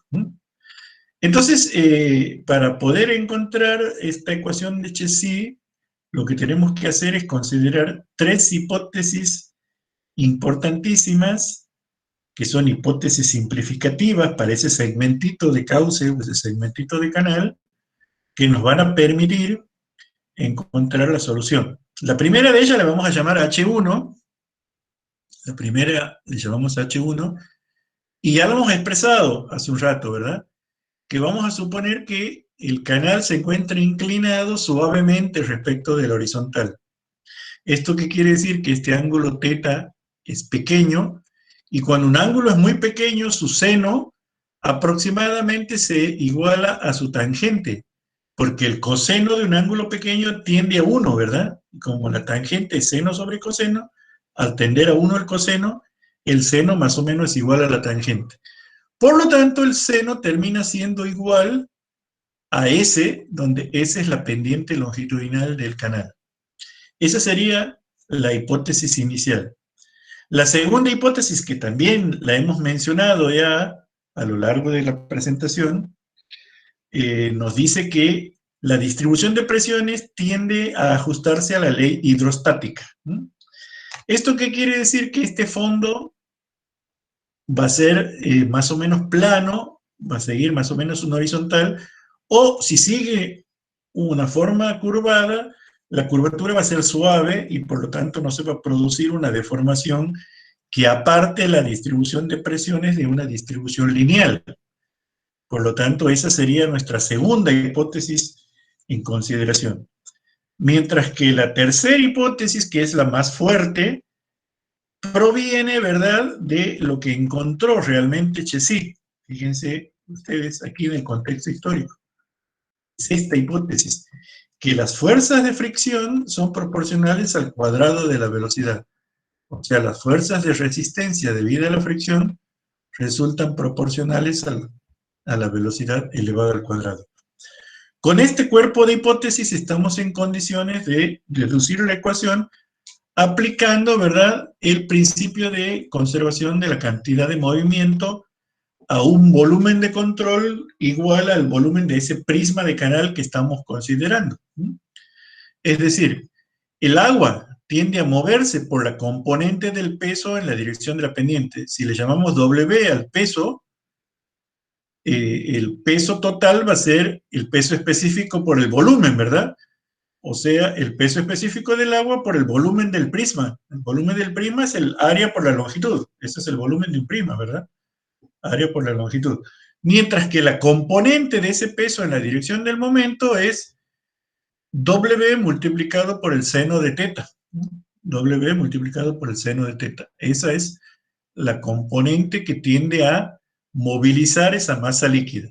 Hay una componente normal al fondo que va a ser absorbida, ¿verdad?, por el terreno sobre el cual se apoya esa masa líquida, ¿verdad? No nos interesa a los efectos del cálculo en el sentido longitudinal. Pero sí nos interesa saber cuál es la fuerza que se opone a ese movimiento. Y la fuerza que se opone a ese movimiento se manifiesta a lo largo de toda la región en la cual el fluido está rozando con el contorno sólido, ¿verdad? O sea, a lo largo de L, pero en el sentido lateral sería el perímetro mojado, que es en donde se apoya toda esa masa de fluido, ¿verdad? Toda esa masa de fluido. Entonces, va a ser el producto de la tensión de corte debido a la fricción en el fondo por la superficie en la que actúa esa tensión de corte, que es el perímetro mojado, por la longitud, ¿verdad? O sea, en toda esta zona que está sombredita aquí, ¿verdad? En toda esta zona que está sombredita aquí. El perímetro mojado por la longitud es la zona donde el fluido fricciona con la parte sólida.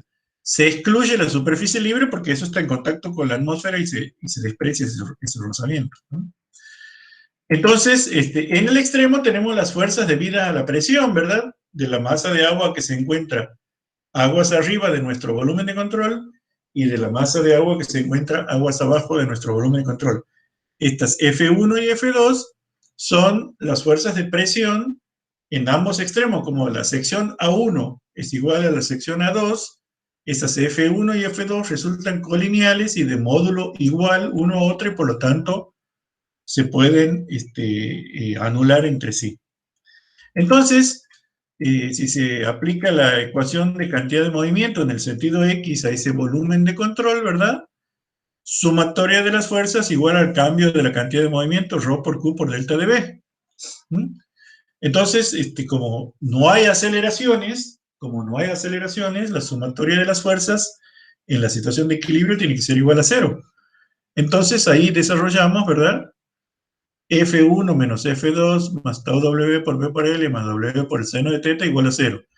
F1 y F2 se anulan, nos queda que esta fuerza es igual a esta otra. Entonces expresamos cada una de ellas y a partir de ahí encontramos que el tau W resulta igual, mediante las simplificaciones pertinentes, al producto de el peso específico del fluido por el radio hidráulico y por la pendiente del fondo. Entonces, si hacemos uso de la tercera hipótesis que nos decía que la tensión de corte era proporcional al cuadrado de la velocidad, igualamos ambas fuerzas, y de ahí despejamos la velocidad, que nos va a quedar igual a un coeficiente multiplicado por la raíz del radio hidráulico por la pendiente S sub 0. Esta ecuación que aparece aquí se llama ecuación de Chezy, donde B es la velocidad media del flujo, C es un coeficiente que depende de una serie de factores, fundamentalmente de la naturaleza de las paredes y de otras cosas que ya vamos a ver, porque en C está contenido este factor de proporcionalidad K, que usamos para convertir esta proporcionalidad en una ecuación, que no sabemos bien de qué depende, pero bueno, en un principio depende de la naturaleza del contorno y de la geometría del canal, como vamos a ver. R es el radio hidráulico y S es la pendiente. Bueno, esta ecuación que está recuadrada aquí es la famosa ecuación de Chezy, y que es de una singularidad importantísima o de una importancia muy relevante en la hidráulica de canales, como vamos a ver enseguida, ¿no? Esto es una simplificación de la historia, porque este señor Chessy trabajó a lo largo de aproximadamente 7 años, presentando en rigor 2 informes en los últimos 2 años de su trabajo. Como les decía, había sido comisionado para diseñar un canal de provisión de agua a París desde el río Yvette, que era un tributario del Sena. Empezó a trabajar en campo en 1769 y recién 6 años después presentó un informe que contiene una serie de expresiones de donde esencialmente se puede extractar esta información.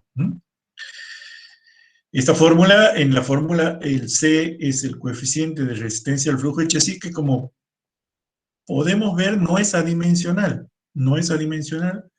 El S sí es adimensional, pero el radio hidráulico tiene dimensiones de longitud, como aquí está elevado al 1/2, tiene dimensiones de longitud al 1/2. Y por lo tanto, como esto tiene dimensiones de longitud sobre tiempo, nos da que este C tendrá dimensiones de longitud al 1/2 por tiempo a la -1. Entonces, es un valor que no es adimensional. En sus trabajos originales, Chessy encontró un valor de 31 para un canal artificial, un canalito que usaban ahí que se llamaba Courpalet, mientras que para un cauce natural, por ejemplo, en el río Sena, en ese sector, encontró que el C varía 44, lo cual quiere decir, fíjense ustedes, que el C es variable con la naturaleza de los contornos. Al menos Chessy se dio cuenta de eso.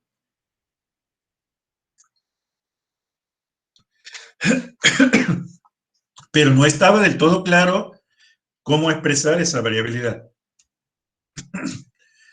Por lo tanto, en los años posteriores al desarrollo de la fórmula de Chessy, comenzaron a aparecer, publicados en la literatura de entonces, una serie de contribuciones de diferentes investigadores. Muchísima gente empezó a trabajar sobre la base de la ecuación de Chessy, de qué manera se podía calcular el coeficiente C, el coeficiente de resistencia al flujo, para poder aplicarla de una forma práctica.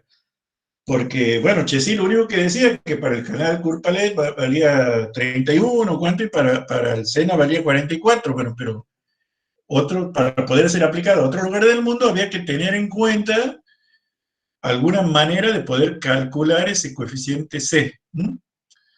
Entonces, aparecieron muchísimas publicaciones de diversos investigadores, y yo aquí le voy a hacer un resumen muy breve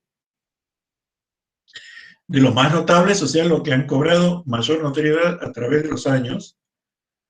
Entre ellos se destacan, 100 años después prácticamente de los trabajos de Chessy, estos ingenieros suizos, Gangelet y Kutter, que están aquí, que encontraron muy atinadamente que el C, en definitiva, es una función f sub c, tanto del radio hidráulico como de la pendiente, como de un coeficiente que depende de la rugosidad, que ellos le denominaron N, y se conoce como coeficiente de rugosidad de Kutter o simplemente N de Kutter. Pero determinaron para ese valor de C, luego de múltiples análisis, esta fórmula. De por sí nomás uno la ve esta fórmula y es una fórmula medio fea, medio engorrosa para poder ser aplicada. Aún hoy, con calculadora de bolsillo, bueno, hay que hacer bien los paréntesis y las llaves y todo lo demás para poder calcularla a esa fórmula. Imagínense ustedes lo que era en el año 1869, donde no tenían calculadoras electrónicas. Entonces era muy, muy engorroso aplicar esta fórmula, muy engorroso. Por ello, estos señores lo que hicieron fue desarrollar una serie de nomogramas o ábacos, ¿verdad? Para poder, muy complejos, de uso muy complejo, para poder encontrar la solución a esta fórmula. Pero revisado hoy en día se encontró que era bastante buena esa fórmula. Nada más que la desventaja que tenía era que era muy difícil de aplicar conforme a los estándares de cálculo o a las potencias de cálculo que se tenían en aquella época. Y algunos años después, otro investigador de origen francés, este señor Bazin, encontró para el C esta relación, mucho más sencilla que la de Kutter. Si uno la compara con esta, bueno, esta es mucho más sencilla. C, también expresado en unidades del sistema internacional, en unidades métricas, igual a este coeficiente cercano a 87, sobre 1 más este coeficiente gamma sub B sobre R, donde este coeficiente se llama coeficiente de rugosidad de Bazin. Y este señor presentó una tabla para calcular los distintos valores de gamma sub B en función de la naturaleza de los canales, ¿verdad?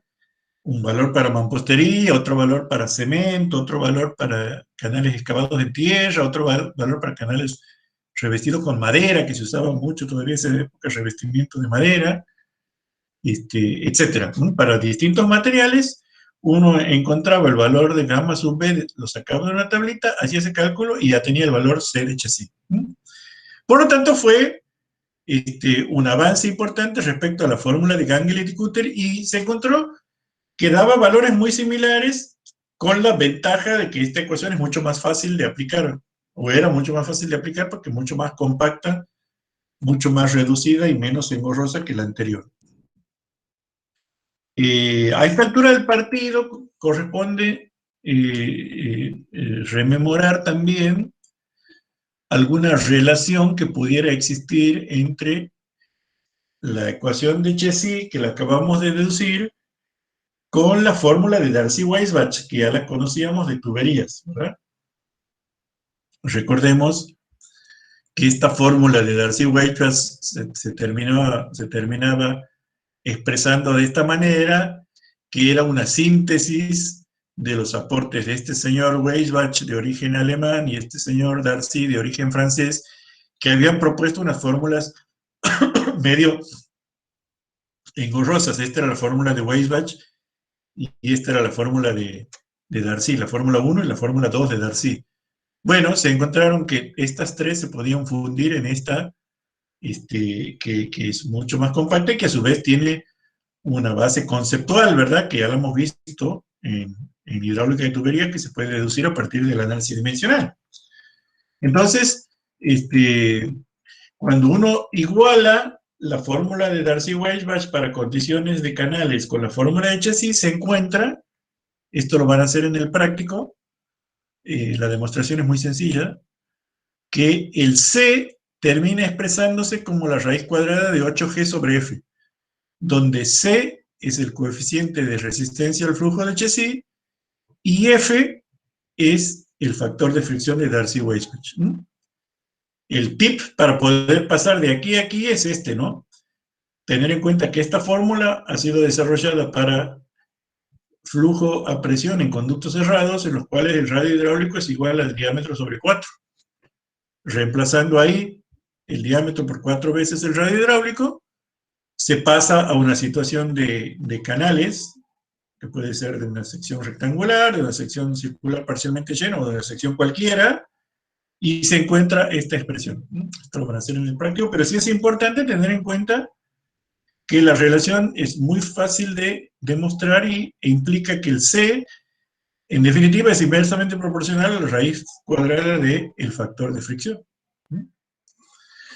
Bueno, en la vorágine esta de fórmulas publicadas apareció esta fórmula de este señor Gaukler, también de origen francés, que presentó dos formulaciones en distintas investigaciones, y en particular conviene tener en cuenta esta, la segunda, que nos dice que el coeficiente de Chezy es directamente proporcional al radio hidráulico al 1/6, donde este factor de proporcionalidad, lambda 2, depende de la rugosidad del contorno. Esto es un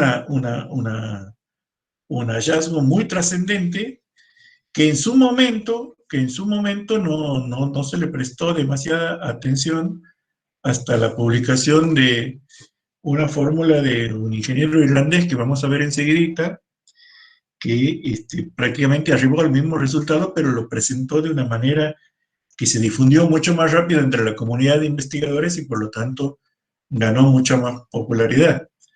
Pero bueno, investigadores recientes, en particular de este señor Hager, que ha estudiado mucho la historia de la hidráulica, establecen el mérito que debería corresponderle a este señor por haber introducido esta fórmula, que esencialmente es la misma que la que introdujo este señor, que se llamaba Robert Manning, un ingeniero de origen irlandés, que en una reunión de la Institución de Ingenieros Civiles de Irlanda, Institution of Civil Engineers of Ireland, en el año 1891, presentó un paper del cual aquí está extractado un facímil, donde aparece por un lado esta fórmula, que era medio complicada. Hay una explicación aquí de las distintas incidencias de los factores que aparecen en la misma, y finalmente la termina reduciendo a esta fórmula que aparece aquí,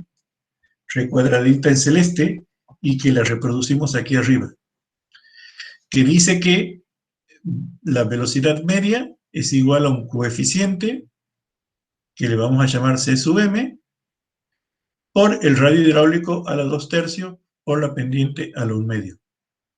Es importante destacar que este C sub m que aparece aquí es idéntico al lambda 2 de Gaukler. C sub m es idéntico al lambda 2 de Gaukler. Por lo tanto, este señor que lo publicó un tiempito antes, en 1868 versus 1891, es el que debería haberse llevado en gran medida los méritos, pero su trabajo no trascendió a la comunidad científica. Algo que sí ocurrió con el trabajo de este señor Manning, ¿verdad? En donde finalmente se puede expresar este C sub m como 1 sobre n, donde n es un coeficiente muy parecido al coeficiente de rugosidad de Kutter que vimos antes, pero que de aquí en más le vamos a llamar coeficiente de rugosidad de Manning, en reconocimiento a este señor. Esta que está aquí se llama fórmula de Manning, que establece que es una forma de expresar la ecuación de Chezy, ¿verdad? La ecuación de Chezy, a través de esta relación, de que el coeficiente de resistencia C es igual al coeficiente, al radio hidráulico elevado a la 1/6 sobre el coeficiente de rugosidad N.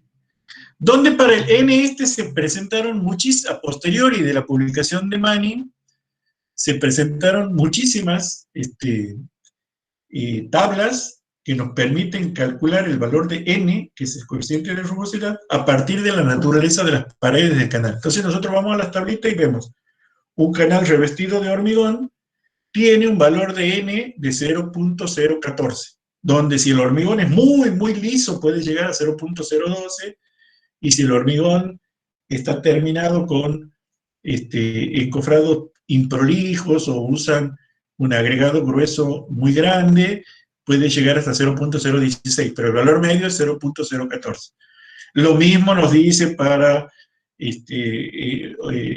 canales revestidos con mampostería de piedra, con mampostería de cerámica, canales con membranas plásticas como revestimiento, o cauces naturales que tengan en el fondo arena, o cauces naturales que tengan en el fondo grava. Para todo el espectro de cauces o canales que podemos encontrarnos en la vida práctica, tenemos tablas que nos permiten calcular el coeficiente de rugosidad de Manning, y de ahí es el valor que tiene esta fórmula, porque es muy sencilla de aplicarse, y rápidamente uno puede calcular el coeficiente C de Chesi o aplicarlo en forma directa a esta fórmula, que es la fórmula de Manning. Como les decía, existe bastante controversia entre los historiadores de la hidráulica sobre los reales méritos de Manning. Algunos le atribuyen más méritos a Gaukler, e inclusive a otro investigador suizo que se llamaba Strickler, que aquí enseguida lo vemos, y el mérito en realidad de Manning fue publicarlo en un evento que fue atendido por mucha gente, fue publicado, fue difundido en Europa y sobre todo contribuyó mucho el libro de este autor francés, Flamand, ¿verdad?, que publicó en su Tratado de Hidráulica, que es uno de los libros más populares de la época, de finales del siglo XIX, se publicó en 1891, esta fórmula. Y como este libro también se tradujo al inglés, se publicó originalmente en francés, pero se tradujo al inglés, gozó de mucha popularidad en los Estados Unidos y a partir de ahí se hizo de fama mundial. Como les decía, a comienzos del siglo XX, este investigador de origen suizo, Strickler,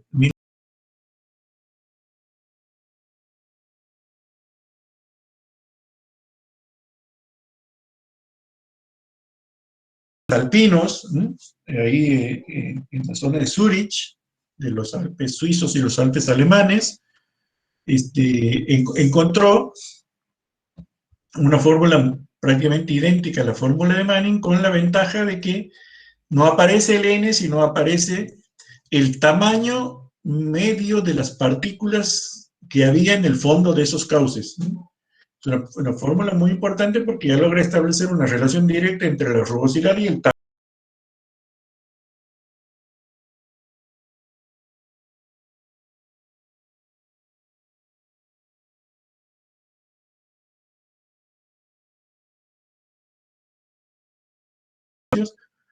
por la pendiente a lo medio, donde ese m sub s es un coeficiente a sub t, que Strickler lo determinó que valía 21.1 para unidades del sistema internacional, sobre el tamaño medio de las partículas expresadas en metros y elevado a un sexto. Entonces, si uno considera los aportes de Gaukler, los aportes de Manning y los aportes de Strickler, se cierra la historia en relación al coeficiente de Chesi, ¿verdad? Y como sostienen muchos autores, la fórmula se debería llamar fórmula de Gaukler-Manning-Strickler, o sencillamente fórmula GMS, como le llaman en Europa. En Europa, especialmente en Holanda, en Alemania, en Suiza, y en Francia le llaman fórmula GMS, en honor a los tres autores, Gaukler, Manning y Strickler. Sin embargo, en la mayor parte de los textos de hidráulica de canales se refiere como simplemente fórmula de Manning. Pero bueno, es para tener en cuenta cómo fue el desarrollo histórico de estas relaciones. Bueno, estamos en horario. La clase que viene vamos a continuar un poquitito con esto porque nos falta comentar cómo se demostró a posteriori de estas fórmulas. Fíjense que esta fórmula de Strickler ya es del año 23, prácticamente contemporánea con el desarrollo teórico de la mecánica de fluidos que estaba sucediendo al mismo tiempo en el laboratorio de hidráulica del profesor Prantl en Göttingen, en Alemania, y vamos a demostrar cómo hay una convergencia entre los hallazgos que vienen del desarrollo teórico de la mecánica de fluidos, con la teoría de la capa límite y el efecto de la rugosidad, con estos aspectos prácticos, porque toda esta gente eran ingenieros, ¿no? No eran investigadores de laboratorio, sino ingenieros de campo. Entonces vamos a demostrar que hay una confluencia de líneas de pensamiento que termina por validar la fórmula de Chesi y darle entidad también a fórmulas de este tipo de Manning, de Strickler, de Gaucker, etcétera, a la luz de los conceptos modernos de la mecánica de fluidos. Entonces, esto vemos la clase que viene y ya entramos a tratar la formulación del flujo uniforme en canales para calcular tirante normal y todas esas cosas de interés práctico. Eso lo vamos a ver el miércoles, pasado mañana. Así que hasta aquí llegamos. No sé si tienen alguna duda, alguna consulta. Los escucho. No, Inge.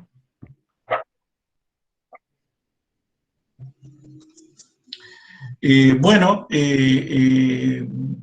yo esta clase creo que la estoy grabando. Si se graba bien, igual que las anteriores, les voy a mandar un enlace por si la quieren bajar, y si puedo se los voy a subir al canal de YouTube ahí que había puesto. Eso, ustedes entran a YouTube y ponen como palabras claves HIDR, HIDR, espacio IC, que significa Hidráulica de Ingeniería Civil, y ahí le va a salir el canal del Instituto de Recursos Hídricos, donde están las grabaciones de las clases. Así que, para que puedan repasar, la bibliografía esencial es el libro Hidráulica de Canales Abiertos del profesor Bente Chou. Esa es la bibliografía esencial para este tema. Y si no hay dudas, lo vemos continuamos la clase que viene. Inge, la presentación, el PowerPoint lo puede subir al CUP también. Sí, se los voy a mandar. Es una presentación más larga, ¿no? Se lo voy a mandar el miércoles, porque en la misma presentación están los contenidos de la clase de hoy, la que voy a dar el miércoles. Así que es una presentación larga que tiene todo encadenado, ¿no? Así que, pero sí, se les envío a la ingeniera Pilán para que la suba. Bueno, Inge, gracias. ¿Alguna consulta? ¿Algún comentario? Bueno, dejamos aquí entonces y nos vemos el miércoles para continuar. Bueno, Inge, nos Gracias. vemos.